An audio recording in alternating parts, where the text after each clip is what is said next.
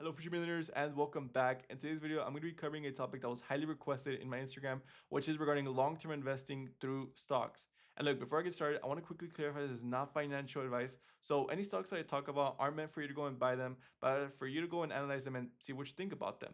And look, this video will serve as one of many in my new series of long-term investing for teenagers. And the reason that I'm creating this series is because I believe that we're at the right age where we can create our disciplines and principles for our future wealth, right? And look, this video is going to serve as a foundation where I'm going to be basically explaining what the stock market is, the different types of strategies that we can use, realistic expectations, because there's friends of mine that don't even have a job and think they can day trade their ways to making millions and millions of dollars. So yeah, I hope you all enjoyed this video. Make sure to like and subscribe, and without further ado, let's get started. Okay, so to get started, I want to first explain what the stock market is and how can we make money from it. And even if you know what the stock market is, I highly suggest you stick around, because how we make money from it is something that people don't fully grasp yet, and I feel like it's very important to clarify. So let me move my camera really quickly. This is a new software that I got. It's not really like a mind map, but I like the visuals of it. So yes. Okay. So literally what it says here about a stock is what it is. When you buy a stock, you're buying a part of a company. A part of a company, what do I mean there? Is that I like this reference point. Think that you're gonna buy a share of Amazon, right? Think of Amazon as a pizza. If you buy a share of Amazon, you're buying a very tiny, tiny, tiny pizza slice of Amazon, and that makes you part owner of the company. Of course, at a very small scale, probably something like 0.00001%, maybe even less or a little higher. I don't know. I don't know exactly the math. But what happens is these shares, say that you buy an Amazon share at $5, right? Or the pizza slice. And Amazon keeps performing well. I mean, they keep increasing their sales, they keep making more money, and just everything is going well for them. Those shares can go up in value. But the same way that they can go up in value, they can also go down. I mean, say that Amazon all of a sudden, some emergency happens, they're running out of money, their sales have gone down, there's a new competitor. Basically, what can happen is that everything falls down, and the shares can also, again, fall down. And so again, to clarify, if I buy, for example, Microsoft stock, if I buy one share, I'm part owner of that company. So how do we make money through this? There's two main ways. The first one, which is capital gains, is the most important one. And a capital gain is basically when you, for example, you buy a stock at $5 and you sell it at $10. Your capital gain there would be $5. Again, maybe you buy this share at $7 and you sell it at 10. Your capital gain there is $3. Now, the opposite can also happen. You can have a capital loss. And here I want to quickly clarify something. Say that you own a house, right? And it's worth 300K. Well, yeah, but you don't technically have those 300K until you sell the house, if you get what I mean. So in the same way with stocks, say that your stocks go down in value $3, you didn't get that loss until you sell the shares, because then you actually bought it at 10 and you sold it at 7. Okay. And the second one is called a dividend. So again, let's go with the same example of a pizza slice, right? And say that Amazon has $10 in profit. Say they don't know where to put the money at. Like say, okay, well, we don't know where to invest the money. We don't know where to put it. So let's give it back to our shareholders, or the people that are owners of the pizza slices, right? And then every single, shareholder or owner of the pizza slice is going to receive a little tiny percent of those profits, right? So dividends are important, and you're going to make money through them if you own a lot of shares. There's people that own millions of shares, and they're basically, banking a lot of money just through dividends. But in our case, we're going to be mostly making money through capital gains. Okay, so now let's enter our new tool, which is called TradingView, for those that want to get access to it. There's a web page version and also the app. I use the app personally, but let me create a new layout here. Okay, so this is a charting tool, and basically what we can do here is see how the price of a stock moves. For example, Microsoft stock has recently been moving downwards. Let me just delete these and come on the weekly time frame here. I'm gonna create a line because it's more simple to see. Okay, so here we can see how Microsoft shares move. We can see how they moved up here, they moved down, and they just always are constantly moving around. And this is the reason that I said that you don't technically lose until you sell. Because say that you bought here at this moment, that you buy Microsoft shares at Monday the first of July in 2024, and you basically buy there. If you buy at this moment and you sell on Monday the 31st of March on 2025, you would have lost 22%. But what happens if you don't sell and you wait it out and you see, for all of this movement up here to happen, over here you would have been up 12%. But again, you don't have that 12% gain unless you sell, because now truly you would have been down 18%. And now I want to kind of explain what this is and why a share price moves. For example, Microsoft stock here, it's up, and then all of a sudden after 2021, well, obviously COVID and everything. No, actually it wasn't COVID, my bad. Well, afterwards, it moves down. Why? And this is what I want you to understand. And one of the first things that you need to know about stocks is that you need to understand the stock market, not just generically what is the stock market, but what moves it. And what moves it is expectations. So, what do I mean by expectations? Let's just say that Microsoft keeps increasing their sales. So fundamentally, the business is there. The business is doing good. You know, we know that it could still keep going up. But let's just say that all of a sudden there's rumors and there's like a bunch of investors that say, "Oh, we think that Microsoft is going to do bad," and there's it's full of bad expectations. What happens is, again, with the pizza slice, say that everyone's trying to sell their pizza slice and no one's trying to buy. Again, supply and demand. There's more supply, there's not that much demand, so you have to keep lowering the price until demand kind of buys it. Okay, so to put into perspective what I talked about expectations and everything, I want you to look at Netflix, because this is a very clear example of what's been going on. I highly suggest that if y'all are trying to get into this, well, I'm going to talk about the approaches later on, but one of the approaches that I use is a more active approach. So I like to analyze companies and everything. But okay, say here if we enter into Netflix financials and we go into a 10-year time frame, we can see how the revenues have basically been increasing. We can also see the percentage. In 2017, their sales increased by 32, on 2018, 35, 27, 24, 2021, 18, 6.5, 6.7, 15.6, 15.9. And we can also see how their gross margins, or yeah, their margins have also simultaneously increased with revenues, meaning that they're creating more profit. Well, we can already see how the fundamentals are good. We have a good business. And now look at what's happening to Netflix stock. It's gone down a lot, a lot. For example, we can see here how from all-time highs, it's gone down 44%. And there's a reason why, because people think that, let's just make an example, because I'm not going to go too much into details, but let's just say that, oh, because people are assuming that Netflix is going to do bad and everything like that. The fundamentals are there, but it's moved by expectations. So what we do in the long term is we keep putting money into these dips when the stock falls, because you have to think about it from a different perspective. You have to think about it as a discount. If you would have bought Netflix stock here, you would have been buying it pretty expensive. But what happens is that it comes down over here and you could consider it somewhat cheap, right? I'm not saying that, because the definition of cheap and valuations and everything is very subjective. It's very controversial, but you're buying a high quality business at a discount when it's fallen 44%. What more can you ask for?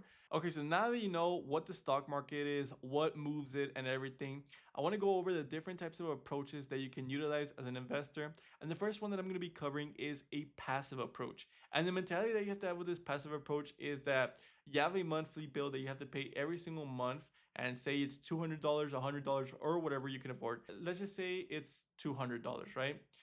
That's those $200, you're going to deposit them and invest them into the stock market. And here's where the question arises as to what should I invest in? Microsoft, Meta, Amazon, Apple, etc. And the answer is very simple. Maybe a little bit of everything. And you might ask, well, does that mean that I have to go individually and buy every single, share? No, there's things called indexes, which these indexes, you can basically, it's kind of like a basket full of different shares. In this one, the S&P 500 is a basket that contains the top 500 most valuable companies in the US. So you're basically diversified. And what does diversification mean? Well, say that you put your life savings in one single company. That kind of sucks because everything depends on one single company. In this case, since it's diversified between 500 different companies, if one falls, you still have 499 other ones that are backing you up. And you might ask, well, what's the average that this investment has returned, the S&P 500, since it's been created? And it's a 10%. For example, let's go back to 2008. Here I just entered. For anyone that's curious in TradingView, you can just scroll down here on the quotes and then come to more seasonals. Come to this tab here. Go to 2000. I'm gonna go to 2008. Okay, and click on average. And the average is 10% since 2008. And say that we go back to, 1985. It's been 10% too. Say that you have a mentality that every single month you're going to put $200 into the S&P 500. That way you're diversified and everything, and well, you don't have the certainty because actually it's an average. Remember, if you look at this year, 2025 we were up 16%. 2024 it was up 23%. 2023, 24, and 2022 had a bad year at minus 19%. Again, the average is at 10%, but the price can go higher or even lower than that. It can fluctuate a lot, but the average is 10%. Okay, so if we enter this tab and let's modify everything, for example, here we're gonna assume that we start with $0. Again, your mentality here is that you have a monthly expense that you have to pay every single day. It's just kind of like car insurance. Just because you have car insurance doesn't mean that you're gonna go and crash your car to take advantage of the fact that you're paying for it. You're paying for security, for protection, because the day that you get into a car incident, you know that you're protected. And the same way here, sort of. Okay, so our initial investment is $0, and every single month we're gonna contribute $200. Again, you can modify this to your numbers, and if you just want to get this web page, just search up interest calculator. Yes. Okay, so every single month you're going to contribute $200, and we're going to assume an interest rate of 10%. This compounds every single year. Okay. Now let's say that we stay into the investment for 20 years. So every single month for 20 years you're going to keep contributing $200. Yes. Okay, so now let's calculate. And we see how we're left with $144,000. And you say, oh yeah, but that's also because I contributed a lot of my money. I put $200 every single month. And yes, 33% of that, or 48K, is contributions, but the other 67%, or 96K, has been generated just off of interest. And that's with an investment like of 20, my bad. Now let's put 30. Now the interest percentage has gone up to 83%, and we've made 415 total, $415,000. And we see again how this has gone up, the interest percent. Now let's move it up to 40. And this is what I'm personally aiming for, because if you see, 91%, or $1 million, generated slowly off of interest, and we end up with a total balance of $1,100,000. And that's the difference. If you would have just saved your money, if you would have saved those $200 every single month, you would have ended up with 96K, compared to this option that's left you with $1,100,000. Okay, and what's the best part of this strategy? It's very simple. That every single month, let me go back to this type of chart. Every single one of these, every single one of these months, you're gonna keep buying into the S&P 500. You're just gonna keep contributing. There's no complications of this. Your job is to every single month put in $200. Here.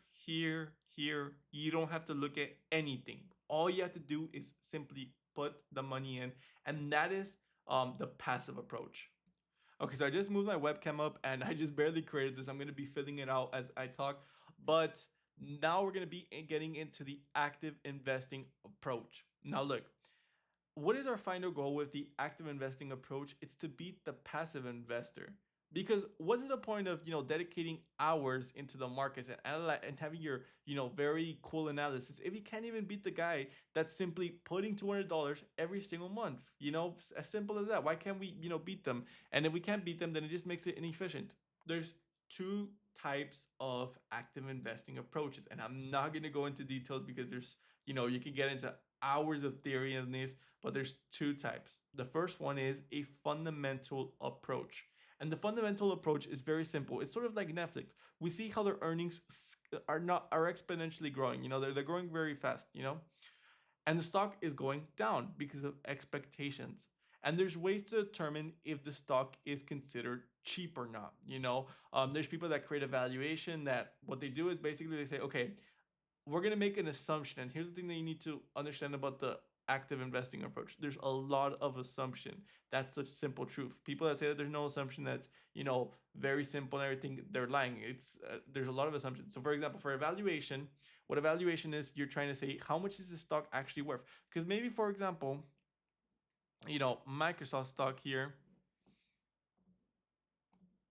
is currently at 327, but it's actually worth, for example, $300 here, you know and that would mean that the stock is overvalued, right? Okay, so the valuation and how we find that value is very complicated. Again, I'm not going to go into it, but what I'm just basically telling you is that there's a different type of there's different types of approaches. The first one is called a fundamental analysis, and whichever approaches y'all want me to basically go into details, please let me know in the comments down below and I'll make a video about them. But starting off with the fundamentals, you're basically looking into numbers, as simple as that. You're not looking into this graph. What you're looking is over here. You're going back into my tool, well, not my tool, I'm at the tool taker. And all you're going to be doing is you're going to be coming here.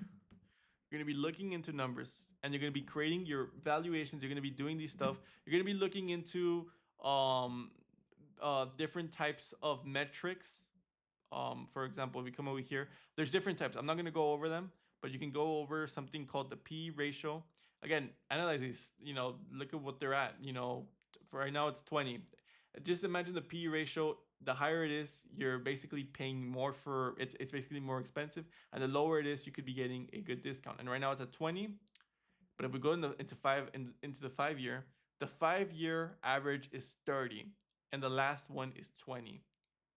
And the lowest point we've been in the last 5 years is 19, and we're practically there. We're at 20. So does that not seem attractive? Yes, because at the same time, we can see how earnings. Oh gosh, hopefully it doesn't lag that much. Okay, we can see how earnings have been again growing.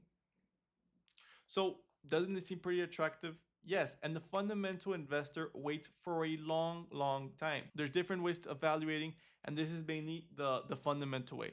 The technical analysis, and what I would like to do is I like to kind of blend both of these, because what you can do is with fundamentals, you can find the right companies, and the technical analysis, just think about it more as drawings. Okay, remember, fundamentals are the numbers. They're you have to be looking into the complicated stuff and everything. Now the technical analysis isn't. I'm not saying that, but fundamentally you're looking into numbers, you're looking into rates, you're looking into a lot of stuff, and technical analysis is sort of like drawings. Okay, coming back to the trading view, I'm going to switch into a different type of chart, which is called candles.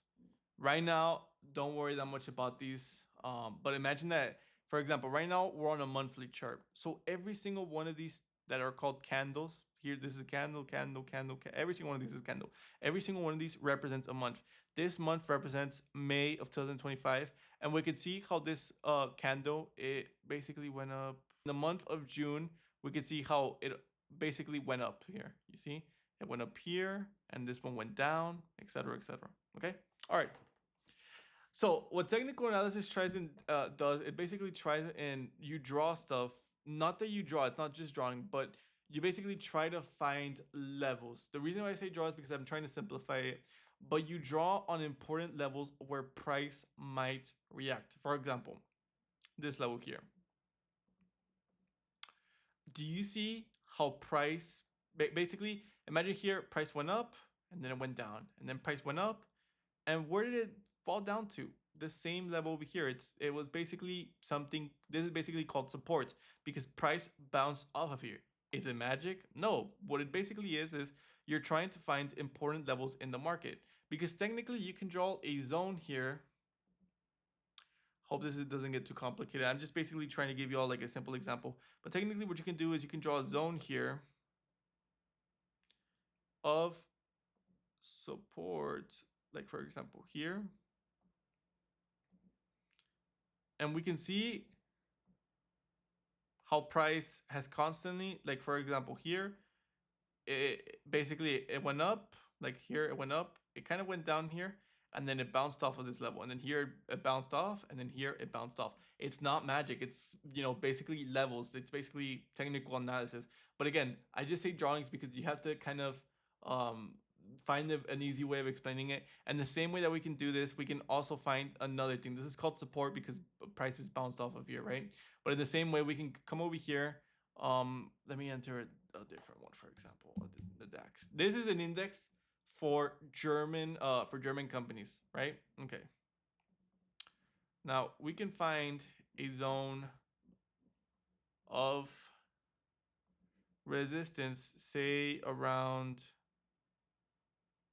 here, because if you see, price went up, and in this zone it went down. Price went up, and in this zone it went down. Uh for all my technical analysis experts, if you're watching this, I know it's a ranging market. I'm just making the example of how price goes here, and then it goes down, and then how it goes here. Well, then eventually it goes down. But here it looks like it was gonna bounce, but no. Okay, so again, technical analysis is drawings. You're trying to find important levels where the market might react because there are levels where the market might react. I want to make this clear example in the DAX, which I learned from a teacher. If we go into this chart, I went to DAX futures. That was, oh my gosh. Okay. Okay. If we go into here and we go into the 3-month chart and we draw a line here, do you see what happened here?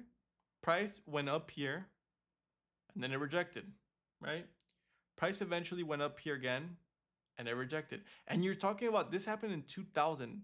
In 2000, price went up here and then it rejected. And then price again eventually went back up in 2007 and it couldn't get above. And then in 2008, it said, nope, we're going down. We can't get above this, right?